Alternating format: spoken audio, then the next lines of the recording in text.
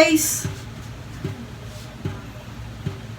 Ngayon, today, ay magluluto tayo ng isda. Ano, gagawin ko ay sweet and sour na tuna. Yan yung tuna. Yan ang prituhin ko muna, tapos gawin ko ng sweet and sour. Yan ang mga ingredients ko, yan. Tapos ito.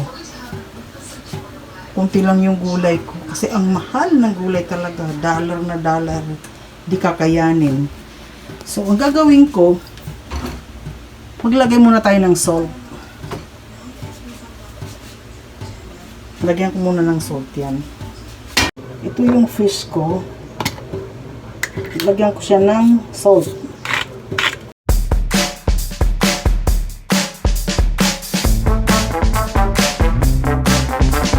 Lagyan ko rin siya ng konting ito, black pepper.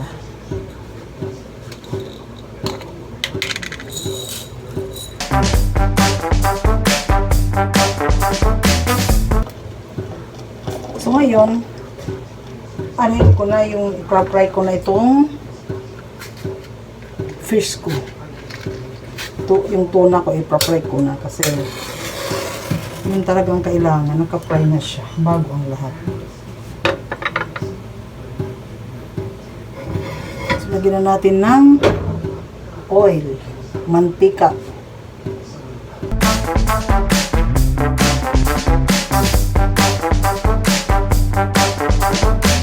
Ayun, nagprito na ako ng ipapry ko na itong ano ko, yung fish ko. Tapos, habang di pa naman siya mainit, hiwain ko muna itong mga ingredients ko. Kita ba? Hiwain ko muna siya para mamaya hulog na lang tayo ng hulog. Usually, hindi naman ako magaling magluto. Baka sabihin nyo na cook ako. Hindi ah.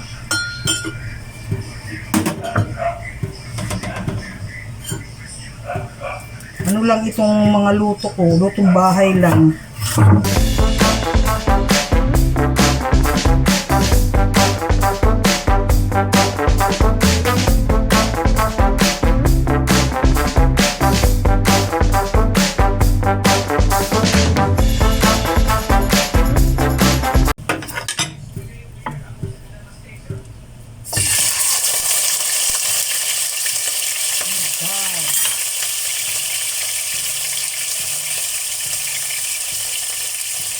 Ito ay sinasabong ko para hindi siya pumipit sa akin. Nakabinin ko siya, baka mapunta sa mukha ko. Look.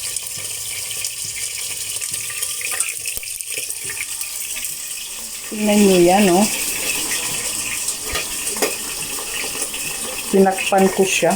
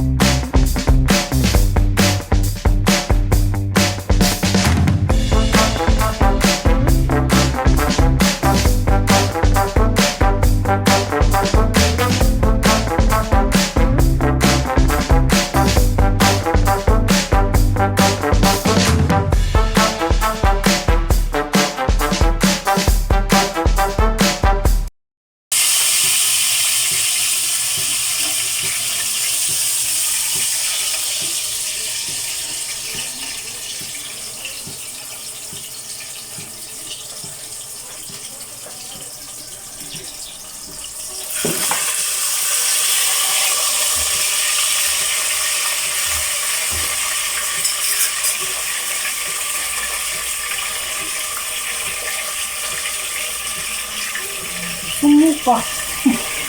Nalalamig ito, kinagkikita ito nga di. Mas maganda yung... Minsan na, ikan na kung takikita, ang takiluluto, hindi nakikita. Bilag ko hain mo. Kikita, gusto ko nakikita nila yung niluluto ko. Yung, wag yung mukha ko, din ang mukha kong niluluto ko. Diba? Kaya nakikita ko yung video. Nakita nila.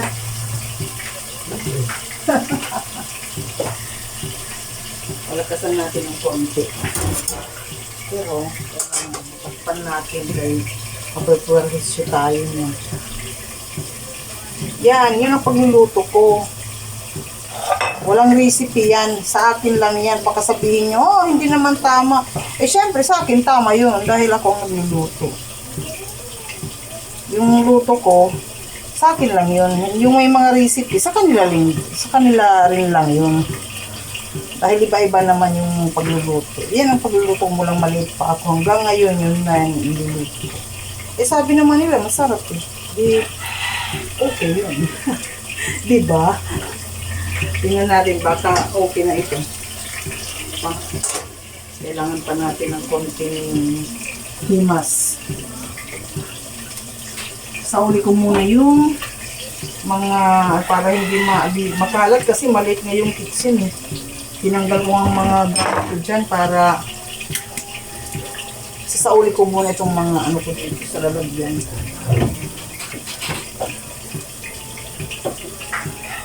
Pati ito.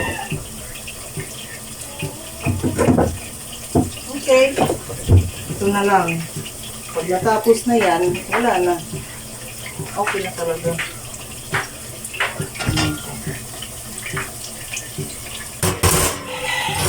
Hulog yung hikaw ko, yung kalahati. Yung sa lababo namin sa CR. Ito na lang natira, wala na yung isa. Ano kaya yun? Kaya hindi tinanggal ko lang hikaw.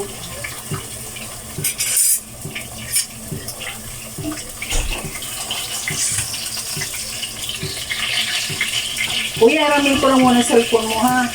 Mamaya, sandali lang naman yung pagtapos ko pagluto. Ikaw naman ha. Yung cellphone kasi naka-full storage eh. Parang ayaw niya pumayag. Ayaw niya pumayag kung parang sa akin yung cellphone niya. Yan ang eldest ko, si Kenneth.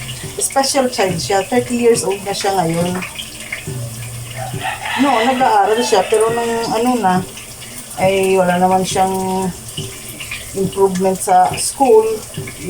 Ano ko nun, lalo ng college sa yung dalawa kong mga anak. Kumbaga na mahirap na ini-stop ko siya kasi naglulong siya na papasok siya. In-explain ko na lang sa kanya na, kuya, big boy ka na, tapos ka na mag-aral. So yung mga little sister mo, sila namang mag-aaral. So na intindihan niya ako. Kaya lang, naghahanap siya palagi sa akin. Gusto niya pumunta kami ng SM. Anong gagawin ko sa SM? Wala naman akong pera.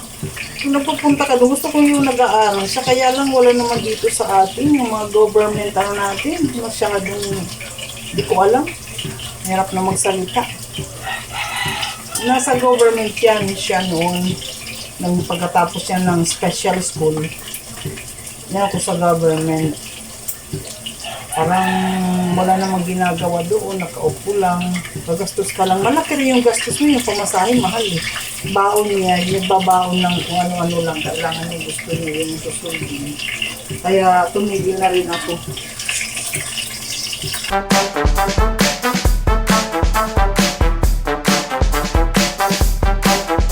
Yan, lulutuin ko yan, tapos sakay na kami. Excuse me, nakatsing ako sa suka. Masyadong matapang yung suka. Nakatsing ako. Yun siya, ewan mo kung bumabalik pa dito. Bumabalik siya kasi tinitingnan niya yung cellphone niya. Gusto rin, nagpapahiram sa akin, nagpahiram ko sa ito. Hiramin ko muna ko yun. Ito na yung prito ko. Yan siya.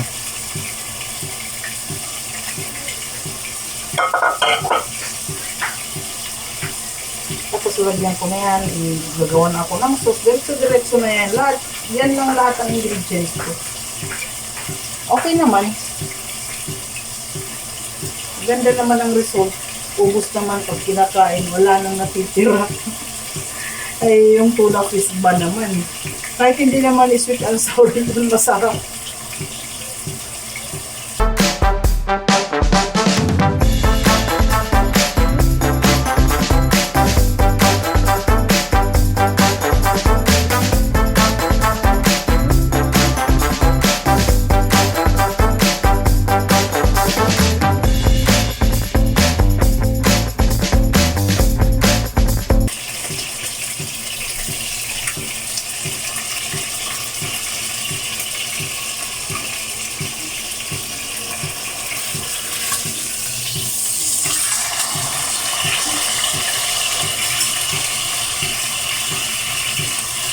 So, isa na lang. Palakasan ko ngayon. Kasi, ano ko, isi-separate ko ito kasi malalapad siya. So, anuhin ko.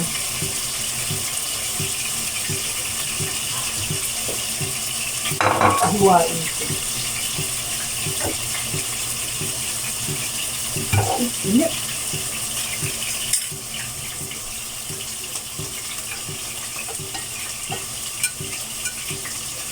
Akala ko pa kayanin ko ng kamay. Hindi pala mainit din pala.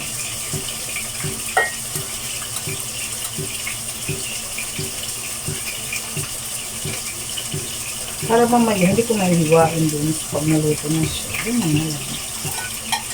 Okay.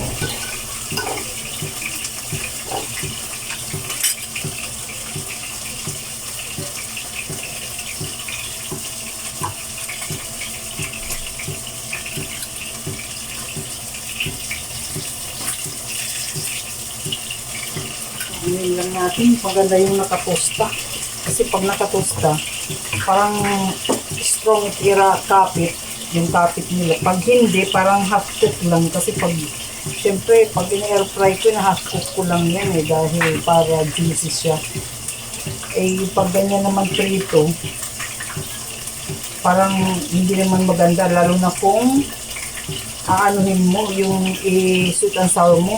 Kasi pag hindi tostado na sweet and sour mo, parang naghihiwa-hiwalay. Mas maganda yung tostado dahil firm talaga siya. Yun ang nakikita ko. Teka, anuhin muna natin. Ito tayo masunugan. Okay, ganyan. Oh my God! What's happened to you? Oh my God, ano ba yan?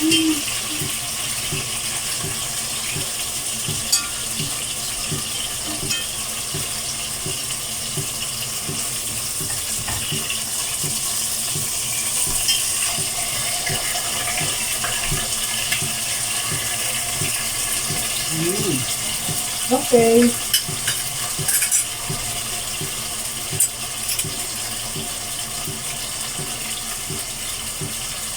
Yung ano, yung next time ako mag-vlog ako, magsusungka tayo.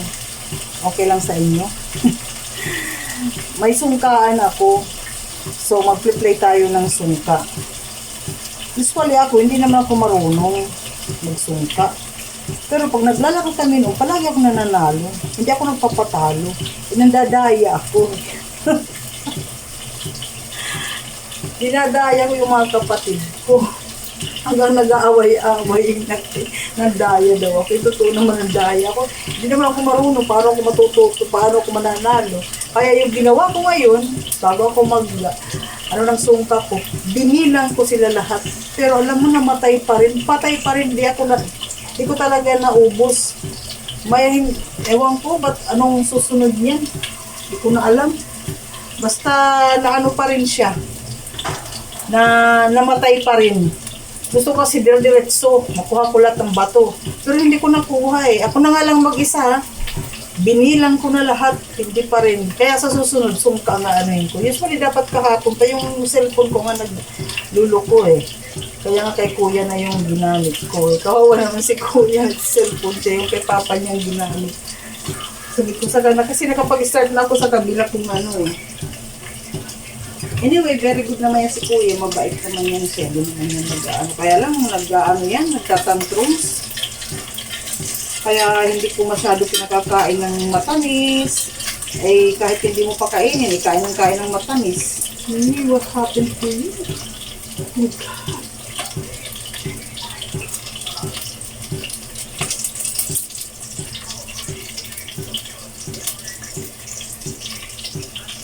Mahirap lang ito na tuna. Dahil hiniwa ng napakanipis. Sobrang nipis. Kaya talagang naghiwa-hiwalay pag di ka mag-iingat. Ito oh.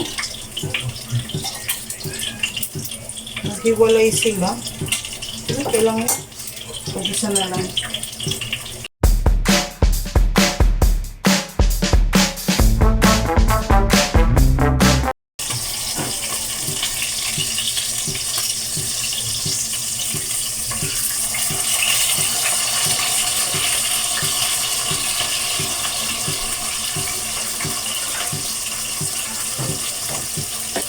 Kaya pag kaya nga ako nag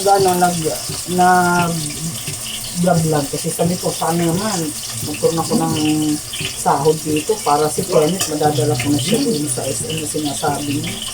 Noong bata pa siya, syempre, nag-SM kami pala. Pero ngayon, syempre, matanda na siya. Saka hindi na talaga ganun ang income. No, kasi bata pa yung papa niya, kaya ano pa yung income. Eh ngayon, medyo umano na, saka mahirap na rin magpunta doon, na naiinip na rin ako, hindi ko na rin kaya yung tatakbo ka, hawakan mo siya kasi tumatakbo pa rin siya eh. Hanggang ngayon, yun ang nagiging problema namin. Kung nagagalit na siya, sinasaktan niya yung mukha niya, ginaganyan niya, kaya dyan ako nagagalit sa kanya talaga. Sabi ko sa kanya, pag gaganyanin mo yung sarili mo, mapapalo ka talaga. Yun lang naman ako sa kanya, sabi ko, gawin mo na lahat, wag lang paluin yung sarili, wag mong sakta ng sarili mo dahil hindi kita papayagan. Yun lang naman sa kanya dahil hindi sinasaktan yung sarili mo.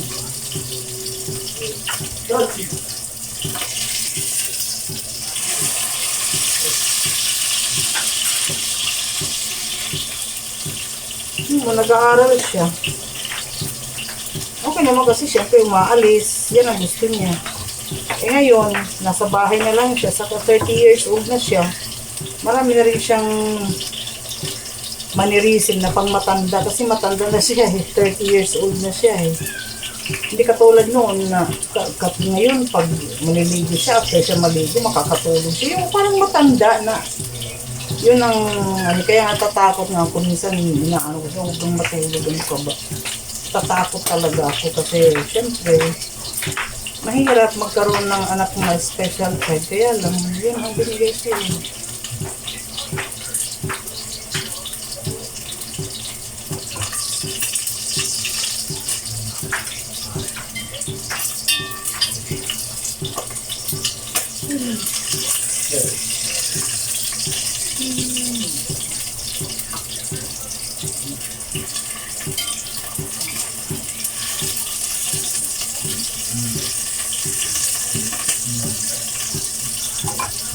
So, matatapos na rin ito.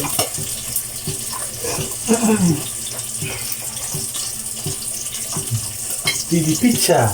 Huwag muna tayo mag-pizza. Wala pa tayong pera. Pag may pera na lang ha, bibili tayo ng pizza. Saan mo gusto mag-pizza? SM. Sa SM. O sige, pag may pera tayo ha. Ice cream. Pati ice cream, syempre kasama yan. Ngayon, Coke lang muna. Coke. O, Coke. Opia. Huwag yung hopya, hindi masarap yan. Kami. Yung ani, bawal sa'yo kasi matamis. Di ba sabi ko sa'yo, pag matamis, hindi pwede sa'yo yan. Dahil matamis yan, mag-hyper ka. Di ba pag nag-hyper ka, sinasaktan mo yung sarili mo. Kaya bawal na bawal yan. So, umalis siya. Alam niyang naglita, ano na ako eh. Bilisan ako. Yan ang gusto niya.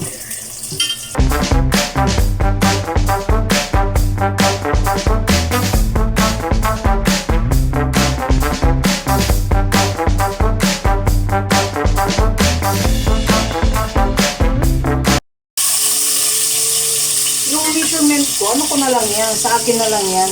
Wala akong mga measurement. Pag nagluluto ko, pak, sige. Hindi na ako may 1/2 piece, wala. Lagay lang ako, lagay lang. Sarap naman. Pag kulang, edi na dagdagan ko. Pag sabihin natin, minsan lang naman, ako naman maasin.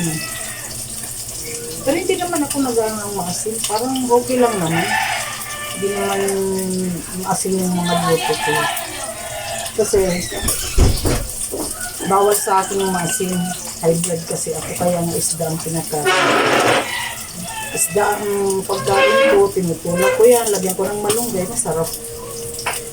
Pero, yung hindi ko kinakain talaga baboy, ako sa baboy, yung baka okay pa sa akin.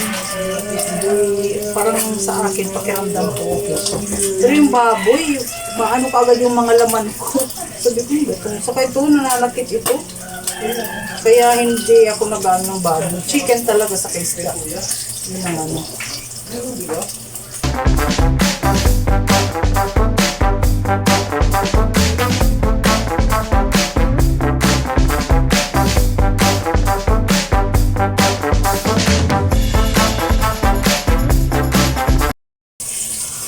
Mahirap na.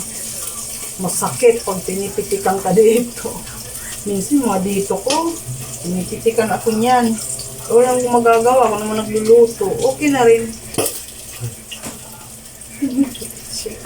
Sandali lang kuya ha. Hiranin ko lang muna. Sandali na lang, matatapos na ako dito ha. Kunti na lang. Kaya po, gusto na niya po yung cellphone. Kawawa naman.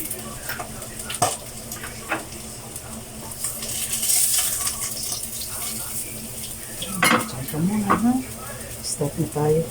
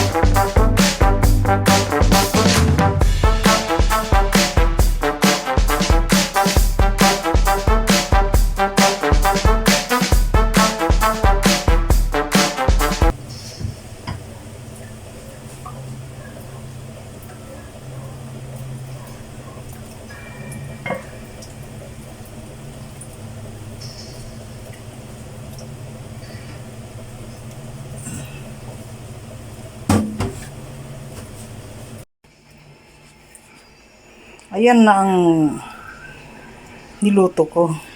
Sweet and sour na tuna fish. Okay ha. Hindi naman ako expert pero masarap yan. Ubus yan mamaya ng mga anak ko. So that's all. This will be the end of my video. And I'll see you on the next one. Bye-bye.